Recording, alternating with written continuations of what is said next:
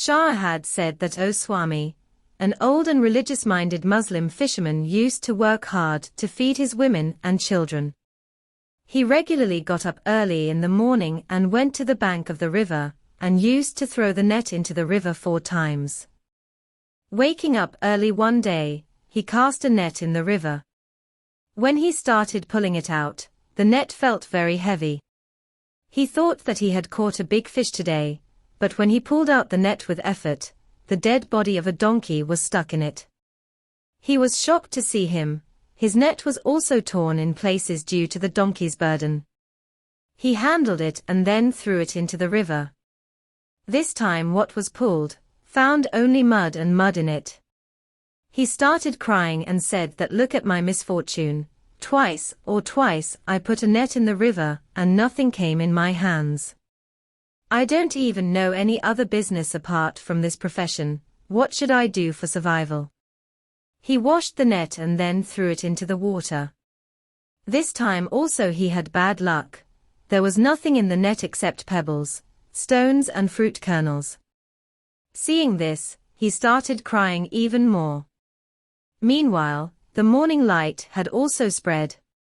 He meditated on the Lord and pleaded, "O Almighty Dayal Prabhu, you know that I throw the net into the river only 4 times every day. Today, I have thrown thrice and nothing came to hand and all my hard work went in vain. Now it remains to throw the net once. Now please be kind and get me something from the river, and have mercy on me like you had done on Hazrat Musa at some point of time." Saying this, he threw the net for the 4th time, and when he pulled it, it felt heavy. He thought that this time the fish must have been trapped. Taking it out with great force, saw that there was nothing in it except a brass jug. From the weight of the gagar, he understood that it would contain some valuable things, as its mouth was tightly closed with a lead lid and there was a seal on the lid. The fisherman said in his mind that even if it is empty from inside, he will get money by selling it, so that today's work will go on somehow. He looked at gagar tossing and turning, but no words came out of him. Then he brought a knife from somewhere, and after working hard for a long time opened his mouth. Now he peeped and started looking inside the gagar, but he could not see anything. At the same time he saw that smoke was coming out of the gagar. He was surprised to see what happens. A lot of smoke came out of the gagar, and spread in the sky above the river. Within a short time, the smoke came down to one place and took the shape of a fierce monster. The fisherman was about to run away in panic, but he heard the monster raising his hand and saying, "O Suleiman, forgive my crime. I will never disobey your orders." Hearing this, the fisherman forgot his fear and said, "Hey ghost, what are you talking about? Suleiman has been dead for more than 1800 years. Who are you? Tell me how you got stuck in this hole." The demon looked at him with hatred and said, "You are very rude, you call me a ghost." The fisherman got upset and said, "And who are you? If I don't call you a ghost, should I call you a donkey?" The demon said, "There is not much time for you to die. I will kill you soon. You stop your chatter, and if you want to talk to me, do it carefully." The fisherman said in panic, "Why do you want to kill me? Have you forgotten that I have freed you from the bondage of gagar?" The demon said, "I know very well that you have opened the jug, but your life cannot be saved by this. Yes, I will make a concession with you. I will give you the right to decide how I will kill you." The fisherman said, "There is not an iota of justice in your heart. What wrong have I done to you that you want to kill me? Do you want to repay this favor of mine in such a way that you kill me without any reason?" The demon said, "He is not killing without any reason. I will tell you what is the reason for killing you, listen carefully. I am one of those jinn, demons, who were atheists. Other demons believed that Hazrat Suleiman was the messenger, prophet, of God and obeyed his orders. Only me and another demon named Saka, they disobeyed the orders of Suleiman. King Sulayman got angry and ordered his chief minister, Asif bin Warahiyya, to arrest me and present him before him Sulayman. The minister caught me and made me stand in front of him. Sulayman told me that being a Muslim, accept me as a prophet and follow my orders. I refused. Sulayman punished me for this by locking me in this gagar, and inviting me to put a lead lid on its mouth, and put his seal on it, and ordered a demon to put the gagar in the river. So he threw me into the river. At that time, I took a vow that the person who will get rid of me within 100 years, I will give him so much money that he can live happily for life, and even after his death a lot of money will be left for his heirs. No one took me out during this period. Then I vowed that within 100 years, whoever frees me, I will give him the treasures of the whole world. Will give, still no one took me out. Then I vowed that whoever frees me in the third period of 100 years, I will make him a great king and fulfill his 3 wishes by going to him every day.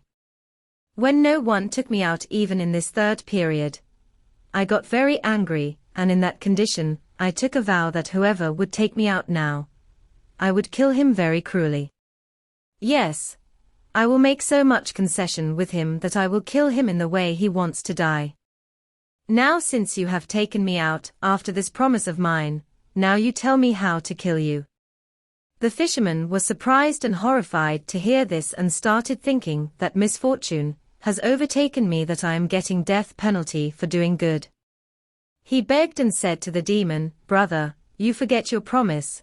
Have mercy on my little children. Forgive me even if I have committed any crime in your understanding. Have you not heard that God forgives the one who forgives the sins of others?" The demon said, "Let these things remain. I will not live without killing you, just tell me how you want to die." The fisherman was now very scared, because he saw that the monster was not giving up his stubbornness to kill him. He felt extremely sad remembering his wife and sons. He once again tried to pacify the demon's anger and said persuasively to him, "O demon king, I have done so much good to you, can't you show mercy to me in return?" The demon said, "Because of doing this good, you are going to die." The fisherman again said, "How surprising that you are bent on taking the life of your benefactor.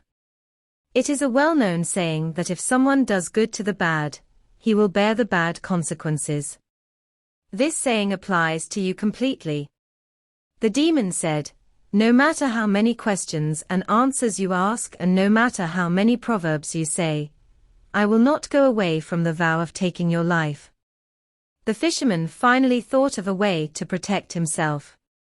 He said to the monster, "Well, now I understand that my life cannot be saved from your hands. If this is the will of the Lord, I gladly accept it. But I swear to you by the same holy name, which Sulayman had inscribed in his seal, that you answer one of my questions, until I decide the way of my death." The demon became helpless with such a big oath and started trembling. He said, "Ask, what do you want to ask? I will answer your question." The fisherman said, "I don't believe anything you say. You are such a huge creature. How did you fit into such a small hole? You lie." The demon said, "I testify by the holy name you have made me swear that I was in the same place." The fisherman said, "I still do not believe that you are telling the truth. Even one of your feet will not come in this bog. How did you get completely absorbed in it?" The demon said, "Don't you believe me even after taking such a big oath?" The fisherman said, "What happens if you swear? I will accept you only when I see you with my own eyes inside Gagar, and do not hear your voice coming from it." Hearing this, the demon again turned into smoke and spread all over the river.